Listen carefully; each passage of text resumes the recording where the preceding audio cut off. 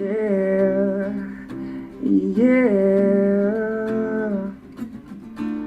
There's nothing I can do to change it, and there's nowhere I can go to escape it. And if I fled 1,000 miles, it would chase me, just waiting for the sun to... Maybe a little bit.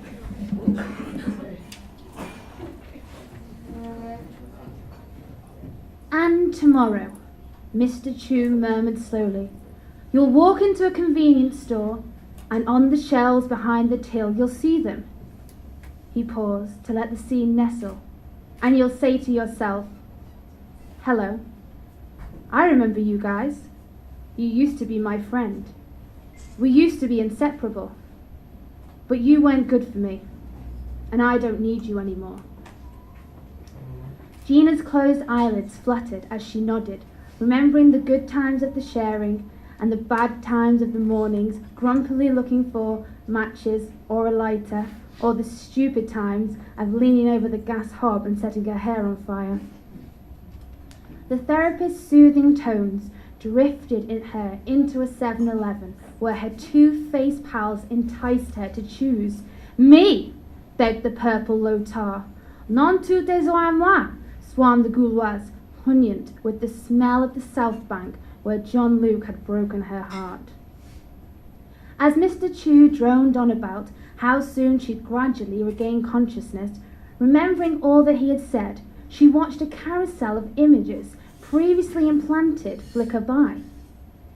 £5 notes cascaded from towering tobacco plants, landing beneath a rumbling harvesting machine which scooped up all in its path, including cockroaches, rats, and even a sad-eyed monkey, all shredded and mashed into an ochre haystack, upon which scaffolding erupted to clutch a wench with burnished pigtails tangled trapped within the kindling.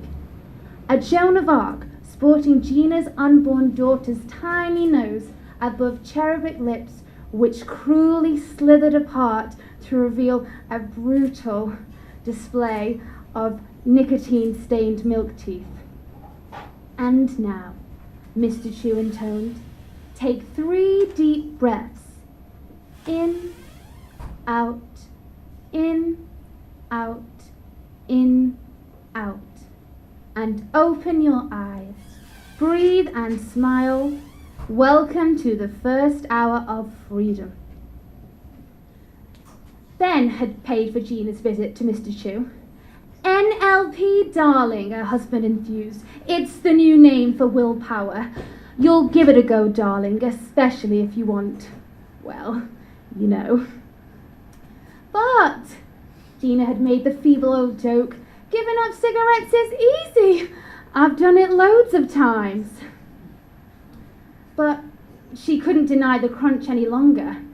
Running for the bus had become much harder, and that morning cough had persisted throughout the afternoon, and she was beginning to develop lines above her mouth. The ritual she had once loved had become a tyrant. It had become a hassle, gathering in front of offices, nightclubs and cinemas. It was no fun shivering in the drizzle, frantically trying to flicker a flame, more often than not hindered by a taunting breeze. Ben had forbidden her to smoke at home, in her own downstairs bathroom, even with the window open. I don't smoke that much, she'd fib, just to take the edge off. Patches, plastic placebos, rock-hard chewing gum had all failed, but Mr. Chu's images of wildlife coated in nicotine did the trick. A year later, Gina was a subdued housewife who spent too many hours lying stock still waiting for sperm to meet the egg. However, all she had to cradle was 7 kilos of non-infant bulge around her abdomen. Maybe it's all the blubber that you're carrying that's hampering things, Ben surmised. Best pop back for another session with Mr. Chu. So, Gina told Mr. Chu her secrets, closed her eyes and nodded as he crooned. And one day, you'll look at the shelves beneath the till and see the Kit Kats and the Crunchy bars and say, "Hello, you used to be my friends. I thought I needed you, but I don't anymore." This time, the picture was of her, ballooned as a whale woman, wedged in a bathtub. Upon her cellulite-ridged skin, where her arteries had seeped into transparency, along with globules of chicken fat, coarse, bouncing against her heart like Catherine wheels on a wooden fence. Gina's unborn daughter swam into view, trying desperately to suckle on giant lemon-drizzled muffins encrusted by yellow pimples.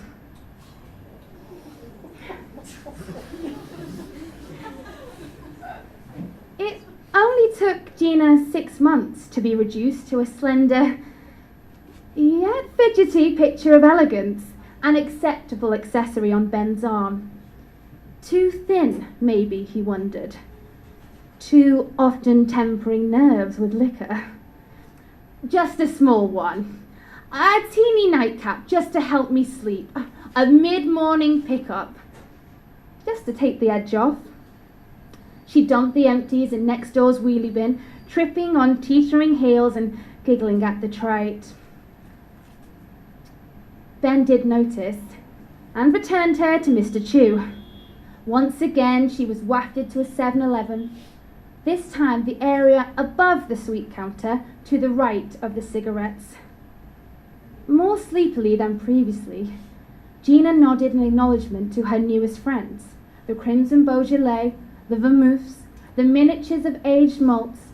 One by one, Mr. Chew sent them cascading along her esophagus, her skin yellowing as the jaundice slid from her liver to her womb. "Hello, you used to be my friends. I thought I needed you, but you weren't good for me." No longer being allowed to drive, Gina took a cab home, where Ben smiled and told him everything was going to be all right. Now we can really get down to, well, you know. A few weeks later, passively sitting in the passenger seat in a petrol station's forecourt, Gina wondered if what stirred and fluttered in her tummy was merely anxiety or what Ben had termed the hoped for. She studied him, queuing at the kiosk, seemingly unaware that he was surrounded by 3 of her former chums.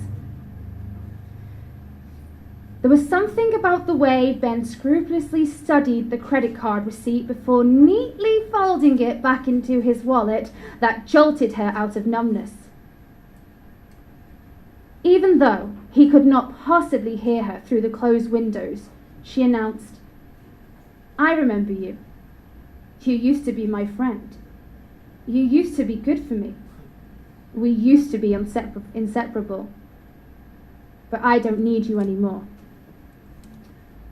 Pulling out her own set of car keys from the purse, Gina slid to the driver's side and drove away. Thank you.